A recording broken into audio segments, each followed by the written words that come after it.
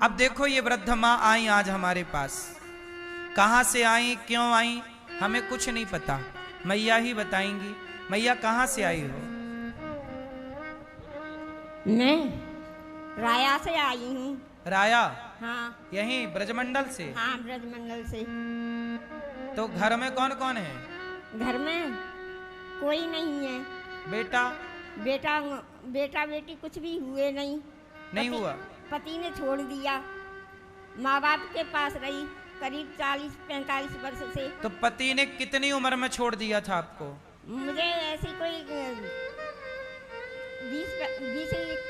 20 साल की तो शादी हुई थी और ऐसी कोई 25 साल से मैं छोड़ दिया था। जब आप 25 साल की थी तब से पति ने छोड़ दिया? हाँ जी। क्यों छोड़ दिया? बच्चे नहीं हुए इसलिए मारपीट करते थे, कलेश करते थे काफी। अच्छा। बोलते थे कि जाओ यहाँ से, तुम्हारा कुछ भी नहीं है यहाँ। अच्छा, मतलब पत्नी के बेटा नहीं हुआ, बच्चे नहीं हुए तो पति ने छोड़ दिया। ये फिर उन्होंने दूसरा ब्याह किया क्या? ये मुझे मालूम नहीं क्या किया उन्होंने, क्या नहीं किया। मैं उस दिन से गई नहीं वहाँ।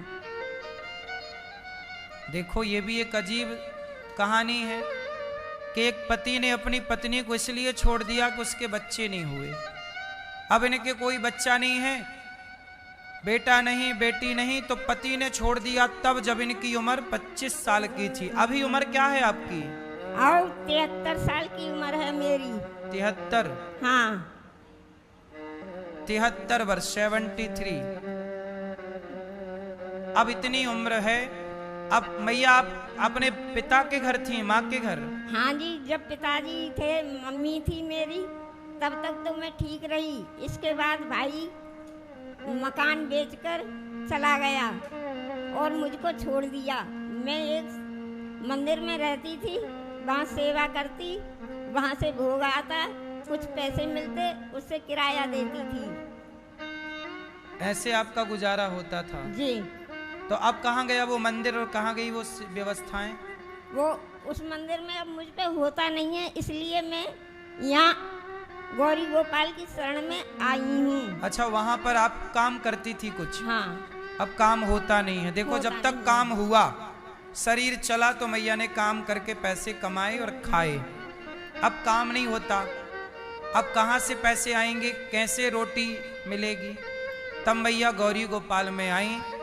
अब बताओ कि इनके पति ने छोड़ दिया पुत्र ना होने से, अपनों ने, भाई ने मकान बेच लिया। भतीजे हैं? नहीं। भाई भतीजे सब कुछ होते हुए मुझे कुछ मालूम नहीं ये कहाँ रह रहे हैं, कहाँ नहीं रह रहे हैं। मैं सिर्फ अकेली ही रहती हूँ। अब ये मैया है, कौन सहारा बनेगा इनका? ऐसी बेसहारा माँ। देखो यहाँ रोज कोई ना कोई माँ आती है। जब रोज कोई ना कोई माँ आएगी तो इन माँओं के लिए कमरा चाहिए, माँओं के लिए बेड चाहिए, व्यवस्थाएं चाहिए।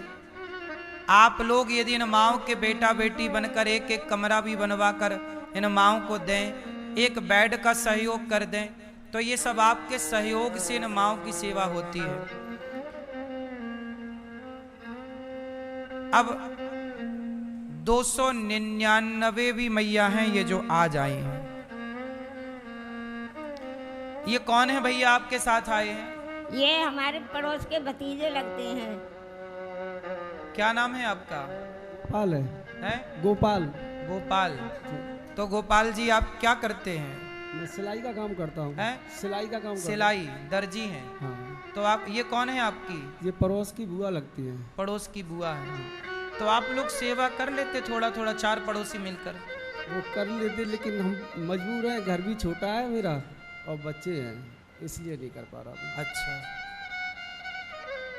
सबकी अपनी अपनी मजबूरी है, पर ये दास अनिरुद्ध की कोई मजबूरी नहीं। हमारा तो यही धर्म है कि हम इनकी सेवा करें।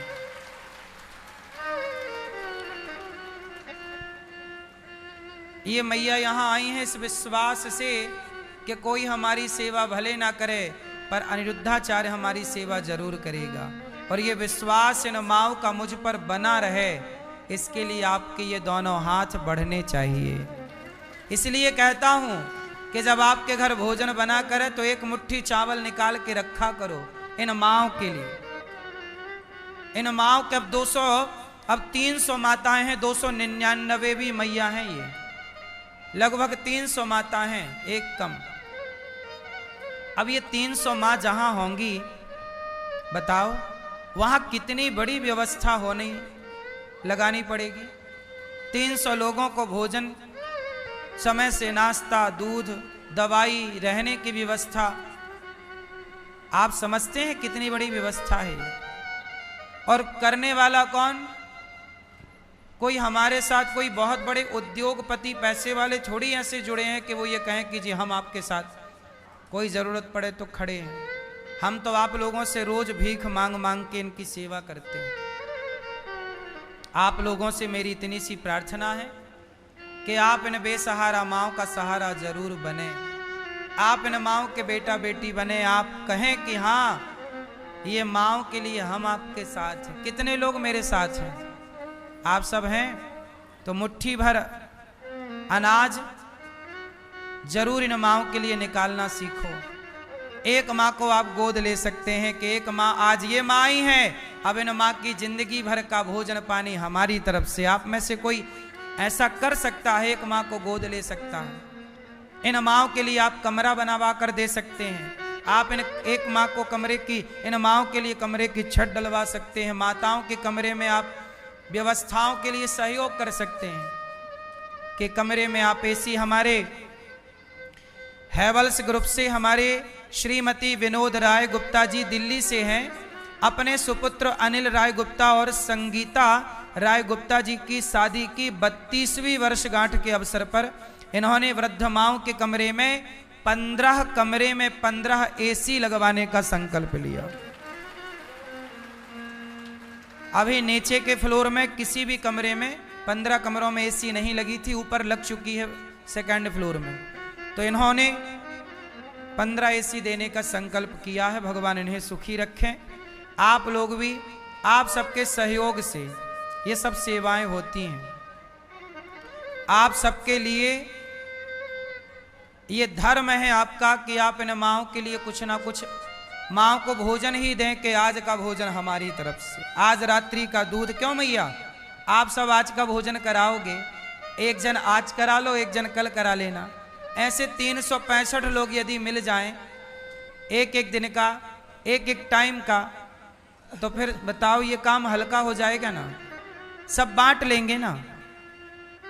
ऐसे आप बांट लो कि एक बेटे का जन्मदिन आए तो आप एक दिन माताओं को भोजन कराया करो, कि नियम बनाओ कि भाई हमारे बेटे के जन्मदिन में हम 300 माताओं को भोजन कराएंगे। एक टाइम का कराओ, चलो दोनों टाइम का ना सही,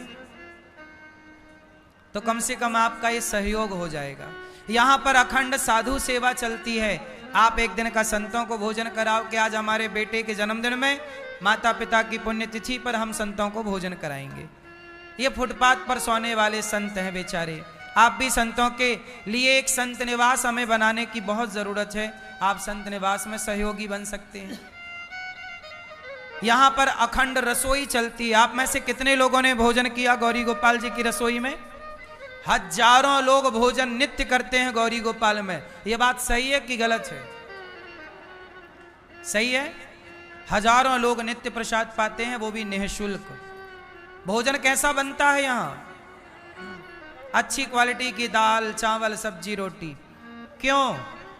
मुझे ये लगता है ना कि आप भगवान का रूप हो, ना जाने किस रूप में नारायण मिल जाए। तो यदि सेवा ये दास कर रहा है तो आप भी साथ दीजिए इस सेवा में। आप भी भक्तों को अन्नदान कराइए, और अन्नदान से बड़ा कोई दान नहीं है मेरी माँ।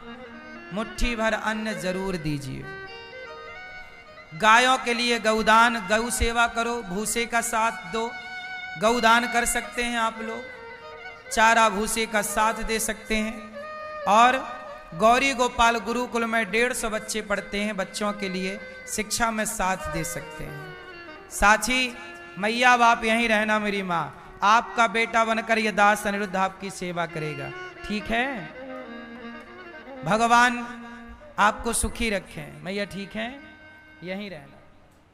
आप भी इन माओं के बेटा बेटी जरूर बने, और आप इन माओं के बेटा बनकर साथ जरूर दें। ठीक है मैया? हम आपके बेटा हैं भैया। अब देखिए ये बेसहारा माओ को जिन्हें अपनों ने गले नहीं लगाया, यदि आप इन्हें गले लगाएं तो कितना बड़ा पुण्य है। आप भी इन माओ को थामिए। जब आप किसी का हाथ पकड़ते हैं ना तो भगवान आपका हाथ जरूर पकड़ते हैं। इसलिए इन माओ का हाथ छोड़ मत दीजिएगा, साथ छोड़ मत दीजिएगा। इन माओ को पानी, भोजन, दवाई, व्यवस्थाएं सब आपकी ओर से है। आपको लगे तो आप